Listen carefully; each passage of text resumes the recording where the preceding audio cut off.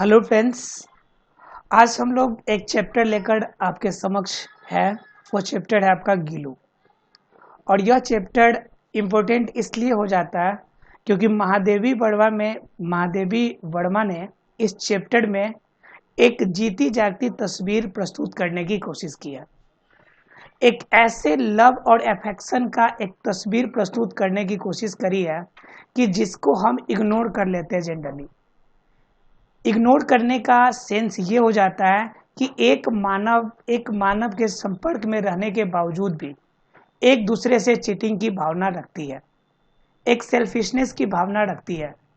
लेकिन वही अफेक्शन और लव जब एक जानवर के साथ होता है तो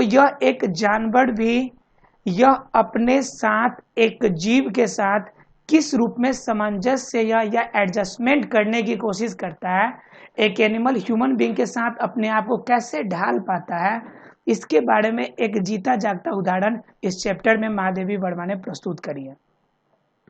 और इस चैप्टर का नाम है आपका गीलू। गीलू दरअसल एक गिलहरी का नाम है, एक स्क्वाइरल का नाम है।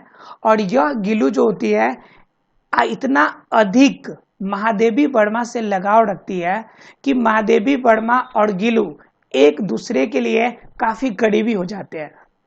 इस चैप्टर में ये जानेंगे कि गिलहरी और महादेवी वर्मा के बीच में इस लगाव को देखकर एक मानव के अंदर मानवीय प्रेम की उत्साह जरूर भड़क उठेगी। अगर इस चैप्टर को सही तरीके से पढ़ा जाए तो हर एक जीव, हर एक व्यक्ति इस पूरी दुनिया से आपसी प्रेम की भावना एक जग उठेगी, एक नई एक उमंग के साथ पैदा होगी। चलिए इसी प्रण के साथ हम लोग स्टार्ट करेंगे कि इस अफेक्शन की भावना को जो महादेवी वर्मा प्रस्तुत करना चाहिए, इसे हम लोग अपने जीवन में भी उतारने की कोशिश करेंगे। पहले महादेवी वर्मा के बारे में कुछ जानने की कोशिश करते हैं, क्योंकि कुछ क्वेश्चन उनके जीवनी से रिलेटेड भी होते हैं, इसलिए उनके बेसिक क्वेश्चंस को जानना या बेसिक इंफॉर्मेशन को जानना हमारे लिए इम्पोर्टेंट हो जाता है। चलिए स्टार्ट करते हैं फ्रेंड्स। तो इम्पोर्टेंट पॉइंट पे जानने के लिए हम देखेंगे यहाँ पर कि महादेवी वर्मा के बारे में। तो महादेवी वर्मा के बारे में जानते हैं। महादेवी वर्मा 1907 1987, इट मीन्स 1907 में इनका जन्म हुआ था। महादेवी वर्मा का जन्म 1907 में हुआ था और डेथ जो इनकी हुई थी वो हुई थी 1987 में। अर्थात कि इनकी टोटल जो जीवन काल है 1907 से लेकर 1987 तक। वाज अ लीडिंग पोएटेस, एक सबसे प्रमुख कवित्री के रूप में ऑफ द छायावादी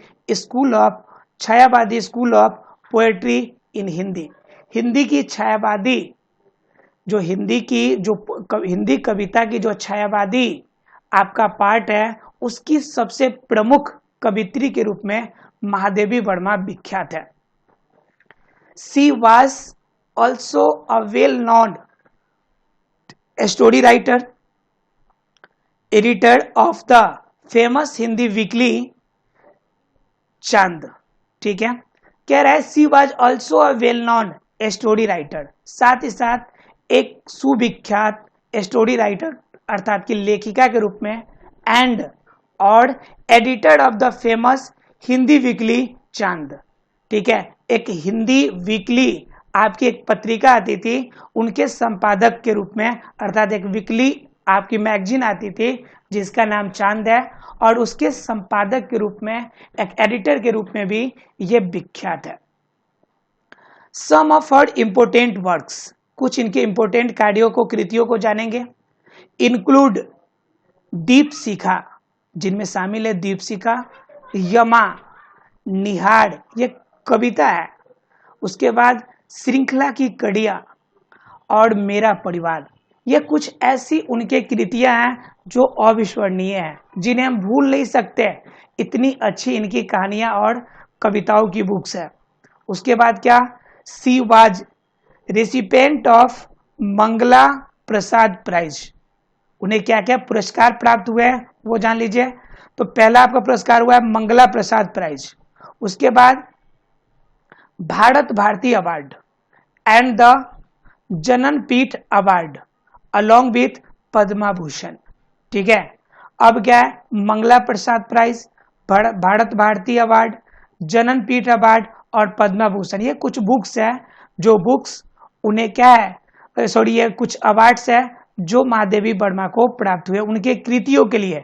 इतनी अच्छी लेखिका, इतनी अच्छी आपकी कवित्री के रूप में अपने आप को मशहूर किया उन्होंने कि आपके पुरस्कार देने के लिए यह दुनिया उनके लिए आगे आ गई। She was elected fellow of the साहित्य अकादमी।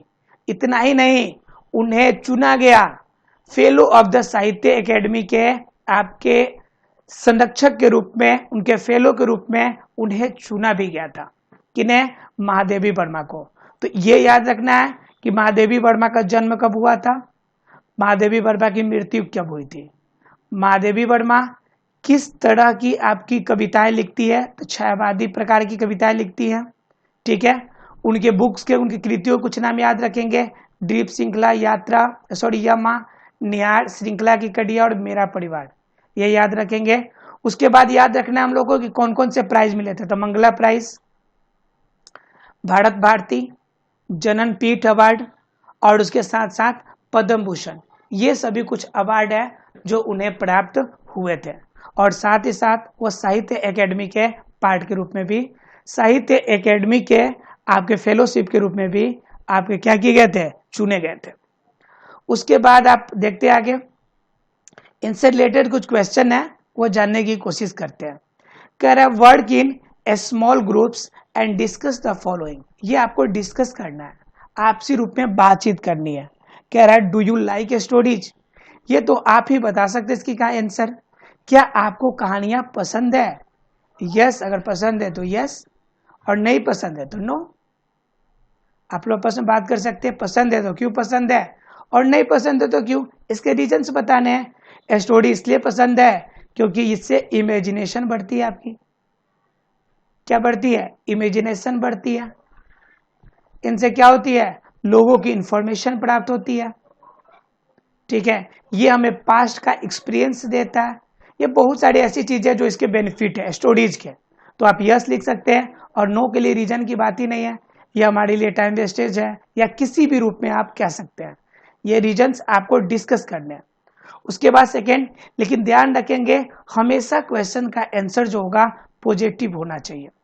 उसके बाद कह रहा है why do you like a stories, आगे अगला क्वेश्चन कि अगर स्टोरी आप पसंद करते हैं तो क्यों, तो मैंने आपको बता दिया, इमेजिनेशन है, इंफॉर्मेशन है, साथ ही साथ हमें पास्ट का एक्सपीरियंस देता है, और क्या, इन सभी के बारे में हमें जानकारी प्राप्त होती है, इसलिए हमें स्टोरीज पसंद है। उसके बाद कह रहा है tell any story on love between man and animal, कोई एक कहानी बताओ जिसमें क्या है, मैन और एनिमल के बीच में प्रेम को दर्शाया गया है। तो यहाँ पे जीता जागता उदाहरण गीलू चैप्टर है। गीलू में क्या है, इंसान को एनिमल से है, कुछ मूवी भी इस पे बनी हुई है जो कि जानवरों और क्या कहते हैं मानव के बीच में प्रेम को दर्शाता है ना जी, जिसमें आपका तेरी मेहरबानियां है, जिसमें एक कुत्ते के साथ प्रेम को दिखाया गया है। ठीक है, बहुत सारे ऐसे मूवीज हैं, बहुत सारी ऐसी कहानियां हैं जिनमें मैन और एनिमल के बीच में सच्चे प्रेम को दिखाया गया, तो उन्हें आप इसमें मेंशन कर सकते हैं। अब आ जाते हैं सीधे गिलू चैप्टर पे, और गिलू चैप्टर में जानने की हम कोशिश करते हैं कि यह कहना क्या चाहते हैं। कह रहा है Gillu unexpectedly one morning when I entered the ब्रांडा from the room, जब मैं रूम से बाहर निकला और ब्रांडे में प्रवेश किया, अनएक्सपेक्टेडली यानी कि अचानक से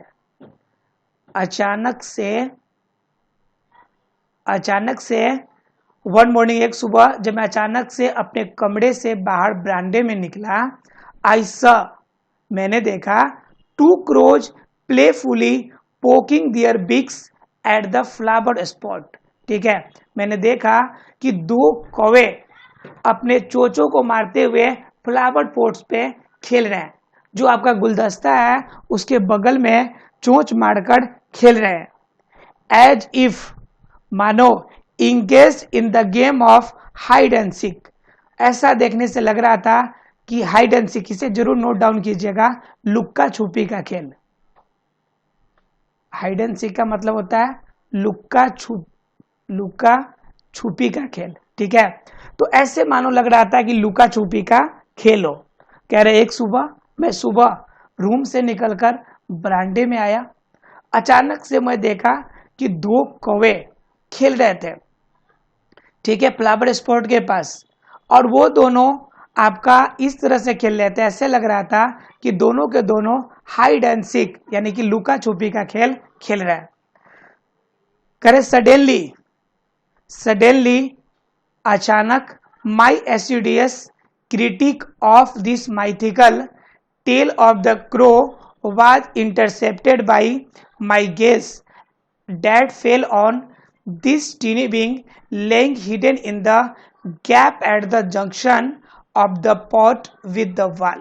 क्या कह रहा है? सडनली अचानक से my assiduous critic of this mythical tale, जो हमने अभी इमेजिनरी जो आभासी जो हमने कहानी अभी बुना था दिमाग में ऑफ द क्रो, इस कौ के बारे में, वाज इंटरसेप्टेड रुक गया बाई माई गेज। गेज का मतलब होता है टकटकी लगा के देखना, यानी एक लगातार देखना। ठीक है, देखने के सेंस में बहुत सारे वर्ड यूज होते हैं। सी मीन्स देखना, वॉच मीन्स देखना, उसके बाद क्या आपका पिप मीन्स देखना, गेज मीन्स देखना। यह अलग अलग रूप में आपका होता है क्या, ग्लांस मीन्स देखना। ये देखने के वर्ड है, लेकिन अलग अलग वर्ड्स अलग अलग रूप में इस्तेमाल किए जाते हैं। गेज का मतलब होता है कंटिन्यू देखना, मतलब कि बिना पलके झपकाए देखना, यानी कभी कभी किसी चीज पे निगाहें ऐसे टिक जाती है कि पलक झपकाने की भी छुट्टी नहीं मिलती है, तो वो कंडीशन है आपका, वह कहलाता है आपका क्या, गेज कहलाता है। ठीक है, उसके बाद का कंडीशन होता है वॉच। वॉच का कंडीशन क्या होता है, उसके बाद का कंडीशन होता है वॉच। वॉच का मतलब क्या होता है कि देखना और एक लगातार देखना। अब पलक झपकाने की बात नहीं है, यानी बिल्कुल ध्यान से देखना, देखना बिल्कुल ध्यान से देखना। गेज का मतलब टकटकी लगा के बिना पलके झपाए देखना, टकटकी लगा के देखना, यानी एक टक देखना। पिप का मतलब होता है छुप कर देखना। जैसे आप लोग देखते होंगे कि लड़की घर की औरतें जो होती है आपके पर्दे के पीछे से आपके क्या होते हैं, छुप कर देखती है, तो उससे हम लोग कहते हैं पिप। उसके बाद ग्लांस होती है एक नजर देखना, एक झलक देखना। जब आप कभी जा रहे होते हैं तो सामने से कोई आ रहा है व्यक्ति पे, एकाएक से आपकी नजर पड़ती है, आप लड़के सामने से आते हैं तो कोई लड़की आपको दिखती है, एक नजर आप उसे देखते हैं और फिर आगे चलते चले जाते हैं, तो यह एक नजर जो देखते हैं यह कहलाता है ग्लांस। और सी का मतलब होता है नॉर्मली जो आप देखते हैं वह आपका होता है सी। तो इस तरह से देखने के भी अलग अलग वर्ड होते हैं। तो यहाँ पे गेज, तो एक तक जो यह आपकी माइथिकल स्टोरी जो बना था उनके दिमाग में कि ये दोनों लुका छुपी का खेल खेल रहे हैं, इस कारण से मेरी निगाहें जो थी एकाएक से उस पर लगी हुई थी, लेकिन एकाएक से मैं थम सा गया यह देखकर, क्या देखकर, that fell on this tiny being, कि मेरी जो नजरें पड़ी, जो मेरी नजरी टिके रही उस छोटे से जीव पर, laying hidden in the gap of the junction of the pot and the wall, जो दीवार और जो आपका गुलदस्ता था, जो पॉट था, उन दोनों के गैप के बीच में जो एक छोटा सा जीव दिख रहा था, उस जीव पे हमारी नजरें गई। उसके बाद क्या, मूविंग क्लोजर, मैं उसके और नजदीक चलता गया। महादेवी वर्मा और उसके नजदीक जा रही है, तो कह रहे मूविंग क्लोजर, मैं नजदीक उसके चलता गया। आई सॉ, और मैंने देखा, that it was a tiny baby squirrel that must have accidentally fallen down from a nest. मैंने देखा, क्या देखा, कि एक छोटी सी आपकी स्क्वायरल बेबी है, अर्थात कि गिलहरी की एक छोटा सा बच्चा, that must have accidentally fallen down, जो अचानक से किसी कारण बस गिर गया हो, फ्रॉम अ नेस्ट, एक घोंसले से अचानक से गिर गया हो। was now being considered by the crows to be an easy prey, जो कि क्या यूज कर लिया गया, क्रो को ऐसा लगा कि यह हमारे लिए एक क्या बन गया, हमारा एक आसान शिकार बन गया। इस रूप में वह इस्तेमाल करने लगा। जब ये देखी कि दो क्रो खेल रहे हैं तो इन्हें लगा पहले खेल रहे हैं, फिर उसके बाद उनकी निगाहें कुछ छोटे से जीव पे पड़ी। पास में जब ज्यादा क्लोजर गई तो उन्होंने देखा कि गिलहरी की एक छोटी सी बच्ची है जो किसी भी तरह अपने घोंसले से नीचे गिर गई और क्या हो गई, और वह इन क्रो के लिए, इन कौओं के लिए आसान भोजन के रूप में बन गई। Having sustained 2 wounds due to the assault by the pair of the crows, इस जोड़े कौओं के द्वारा बार बार आघात करने से उनपे अनेक घाव उनके शरीर पे बन गए। Was enough for this teeny being, इतना अधिक हो गया कि उस छोटे से जीव के लिए इतना ही क्या था, काफी था, बहुत अधिक था। और क्या, and he was now motionless, अब वो मोशनलेस हो गई, गतिविहीन हो गई, बिल्कुल शांत पड़ी रही। क्लिंगिंग टू द पॉट, और वह उस बर्तन में, अर्थात कि जो आपका पॉट था, जो आपका गुलदस्ता था, उनसे चिपकी पड़ी थी। एवरी वन रिमार्क्ड, अब यहां तक देखी, क्या देखी, एक बेबी स्क्वायरल को देखी। कंडीशन क्या थी, बिल्कुल पिटीफुल था, काफी दयनीय था। कंडीशन क्या था, बिल्कुल पिटीफुल, अर्थात की कंडीशन दयनीय था, वह चल भी ना पा रही थी सही से। यह कंडीशन क्या देखी, गिलहरी को देखी है। एवरीवन रिमार्क्ड, हर कोई ने यह उल्लेख किया या बताया, that as he would not survive, कि अब यह जीने के कगार पर नहीं है। यह जो बेबी स्क्वायरल है, यह बेबी स्क्वायरल है, यह जिंदा नहीं रहेगी, यह मर जाएगी। ठीक है। After having been so assault, इतना ज्यादा घाव हो गया क्रो के द्वारा कि अब यह जिंदा नहीं रह सकती। ही बी लेफ्ट अलोन, इसे अकेला छोड़ दो, लोगों ने कहा। बट, लेकिन माई माइंड रिफ्यूज्ड, लेकिन मेरा जो दिमाग था इस बात को इनकार कर रहा था। To exceed to their views, कि उनके देखने के नजरियों को मैं एक्सेप्ट करता, यह हमारा दिमाग इन बातों से इनकार कर रहा था। एंड देयरफॉर, इसलिए I gently lifted him up, lift up means होता है उठाना, मैं उसे बिल्कुल प्यार से उसे उठाया। And brought him to my room, और उसे मैं अपने कमरे में लाया। And after weeping the blood, मैंने उसके ब्लड पोंछे। फ्रॉम हिज वुंड्स, उनके घावों से आपका कॉटन की सहायता से हमने क्या किया, ब्लड पोंछे। उसके बाद अप्लाइड पेनिसिलिन ऑइंटमेंट, और उनपे मैंने मरहम लगाया। कौन सा मरहम लगाया, पेनिसिलिन नामक मैंने ऑइंटमेंट अर्थात की मरहम लगाया।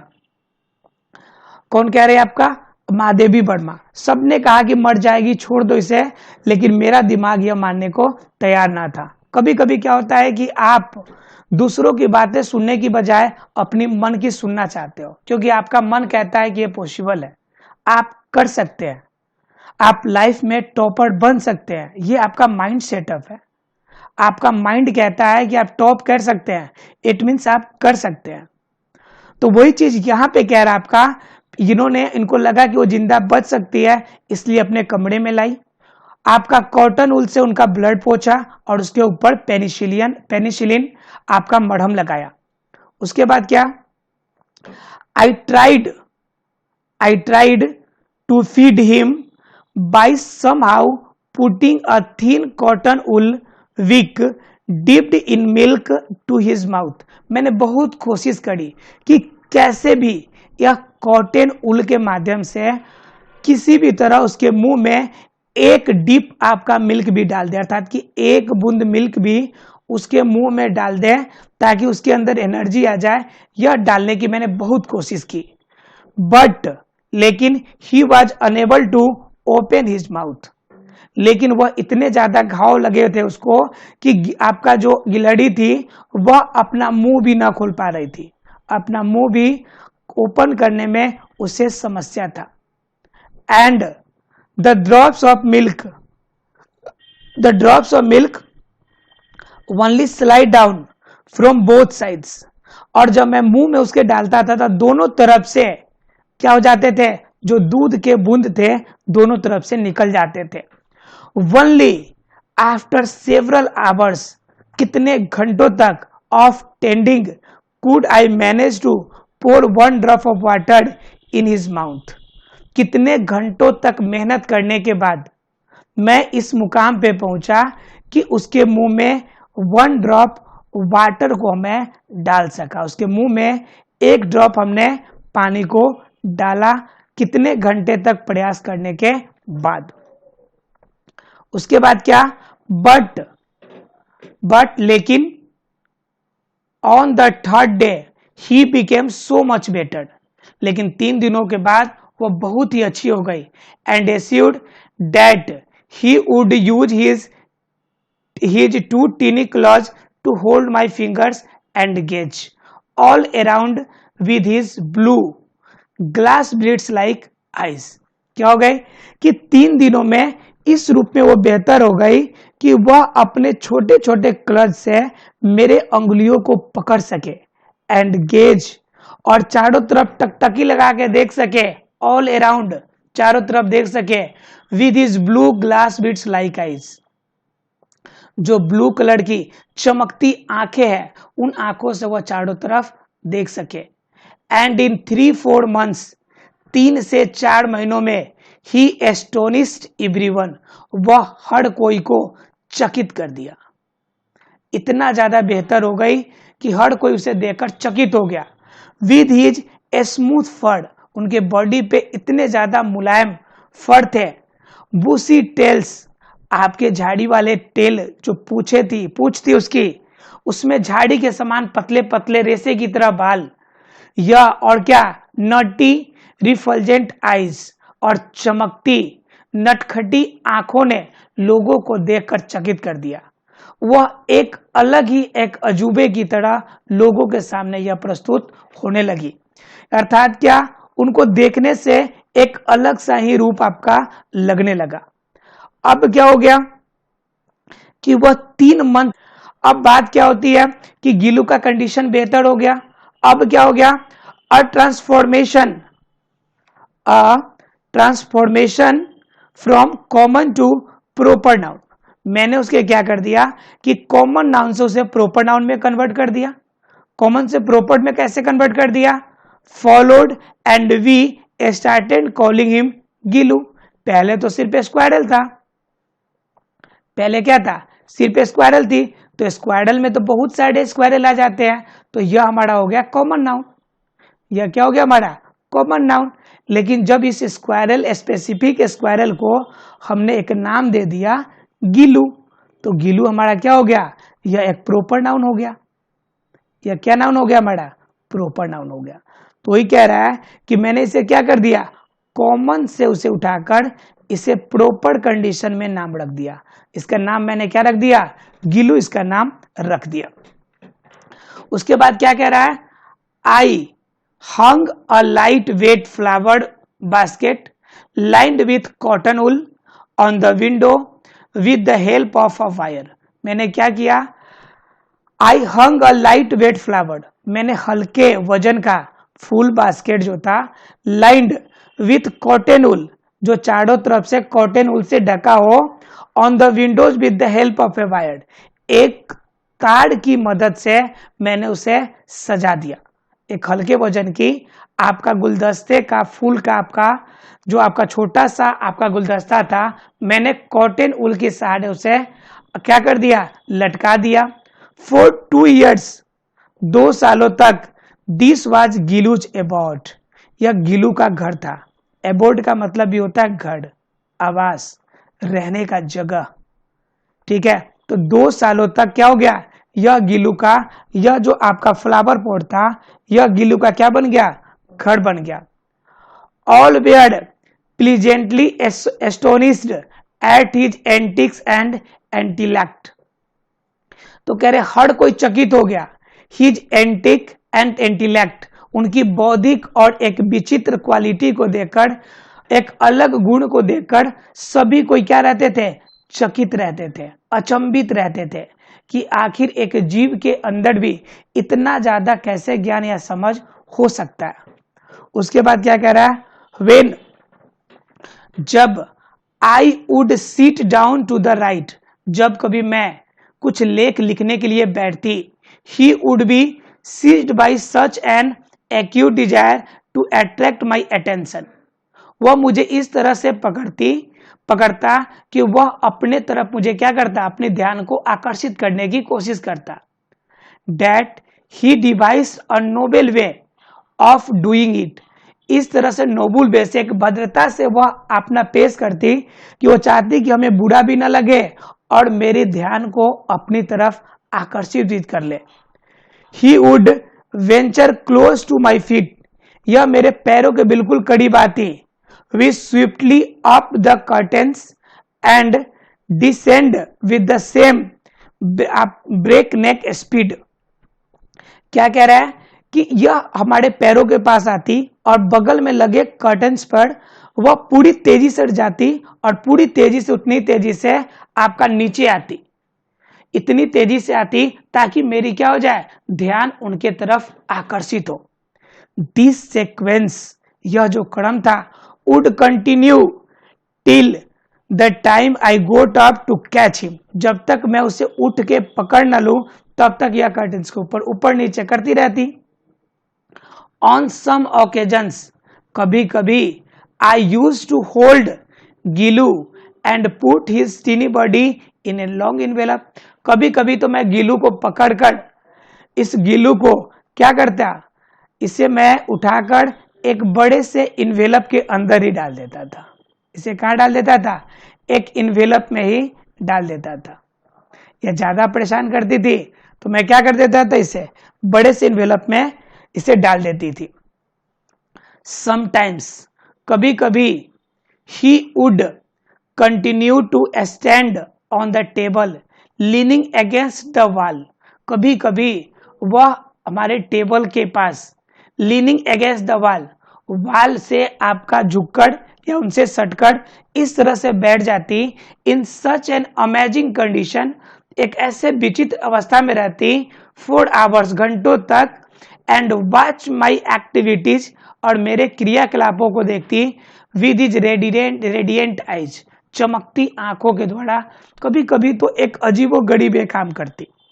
यह आपका दीवार के सहारे बैठ जाती और घंटों तक मेरे कार्यों को अपनी चमकती आंखों से देखती। अर्थात क्या, गिलू जो थी वह महादेवी वर्मा को बहुत अधिक अट्रैक्ट कर ली थी, बहुत अधिक क्या कर ली थी, अट्रैक्ट कर ली थी, अपने आप अपने करीब लाने की वो कोशिश कर रखी थी। अब जानेंगे, जितना हम पढ़े हैं उसके अकॉर्डिंग उसके ब्रीफली क्वेश्चन देखने की कोशिश करेंगे। अभी तक हमने चैप्टर में क्या देखा कि महादेवी वर्मा उठती है, सुबह में उठने के बाद जैसे वह अपने रूम से बरांडा में आती है, रूम से बरांडा में आती है, तो बरांडा में आती है तो वह पॉट को देखती है। किसको देखती है, अपने पॉट अर्थात गुलदस्ते को देखती है। वहां पे क्या है, 2 कॉक्स हैं, क्रो हैं, अर्थात कि 2 कौवे हैं, और ये 2 कौवे क्या होते हैं, आपस में खेल रहे होते हैं। क्या खेल रहे होते हैं, ये दोनों आपस में ऐसा लगता है जैसे कि ये हाइड एंड सीक गेम खेल रहे हैं। फिर इतने देर में हमारी नजर उस टीनी विंग्स पे पड़ती है, अर्थात कि टीनी स्क्वायरल पे पड़ती है। लोग सभी क्या कहते हैं कि ये मर जाएगी, लेकिन मुझे लगता है कि यह जिंदा रहेगी। और फिर मैं उसे उठाकर उस पर पेनिसिलिन ऑइंटमेंट लगाता हूं, उसकी क्या करता हूं जी, उसकी आपका ब्लड पोंछता हूं, और उसे क्या करता हूं, उसके मुंह में आपके पानी की बूंदे डालता हूं। उसके बाद धीरे धीरे वो 3 से आपका 4 मंथ में वो बेहतर हो जाती है, और 2 साल में 2 इयर्स में वो मेरे काफी ज्यादा क्लोज हो जाती है। अभी तक हमने इतनी बातें जानी थी। अब इन बातों के आधार पे हम क्वेश्चन देखने की कोशिश करते हैं। इतना छोटा सा चार्ट आपके क्वेश्चंस को इजीली सॉल्व करने में आसानी करेगा, क्वेश्चन को, चैप्टर को आसानी से याद रखने में मदद करेगा। पहला क्वेश्चन पूछ रहा है, how dude Gillu sustain wounds, Gillu को चोट या जख्म कैसे मिला था। तो क्या थे जी, 2 क्रोच assaulted him। किसने जख्म दिया था? दो जो कौवे थे वो असल्टेड हिम करे थे। क्यों? क्योंकि वो इसके लिए क्या हो गया था? एक इजी प्रे के रूप में हो गई थी। क्लियर? तो बताइए कर सकते हैं कि नहीं? सेकेंड क्या कहता है? Who started calling tiny baby squirrel as Gillu? Tiny baby squirrel को गिलू नाम किसने दिया था? तो महादेवी वर्मा ने तो नाम दिया था। किसने दिया था? महादेवी वर्मा। या फिर हम दूसरे शब्दों में कह सकते हैं कि नामकरण किसने किया था? नरेटर ने किया था। क्लियर? तीसरा कंडीशन है आपका, कह रहा है विच ऑइंटमेंट, कौन सा जो मरहम था was applied on the wounds of the tiny baby squirrel?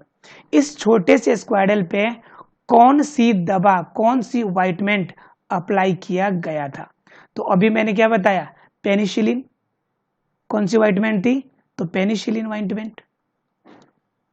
आप तो अगर चैप्टर को सही तरीके से पढ़ेंगे मेरे साथ तो आपको कोई भी क्वेश्चन याद करना नहीं पड़ेगा, स्टोरी याद रहेगी, क्वेश्चन आंसर तो ऐसे ही चुटकियों में हो जाएंगे आपके। उसके बाद फोर्थ नंबर क्या कह रहा है? फोर्थ नंबर कह रहा है what does the transformation from the common to proper noun imply? किस तरह से कॉमन से प्रॉपर नाउन का इम्प्लीमेशन हुआ? तो कॉमन से प्रॉपर क्या? पहले क्या था आपका? टीनी स्क्वायरल था, सिर्फ स्क्वायरल था, तो स्क्वायरल हमारा क्या था? कॉमन नाउन था, और यहां से आपका गिलू हो गया। तो squirrel to conversion of the tiny squirrel into the name as a Gillu is the transformation of common to proper noun. Common to proper noun क्या है? टीनी स्क्वायरल, और इसका ट्रांसफॉर्मेशन हो गया as the name of the Gillu. ठीक है? कह रहा है what difference does a name make? आपका एक नाम किस तरह से डिफरेंस पैदा करता है? तो जब नाम हो जाएगा तो यह नाम स्पेसिफिक हो जाएगा, और जब नाम स्पेसिफिक हो जाएगा तो यह प्रॉपर नाउन हो जाएगा। तो यह क्या होगा? यह आपका एक डिफरेंस पैदा करता है, एक अलग प्रकार की आपको पहचान देती है। तो इस तरह से अभी तक हमने चैप्टर जाना किसके बारे में? गिलू के बारे में। और गिलू के बारे में हमने 4 क्वेश्चन देखे जो ब्रीफली में आपके किए गए थे। उसके बाद है आपका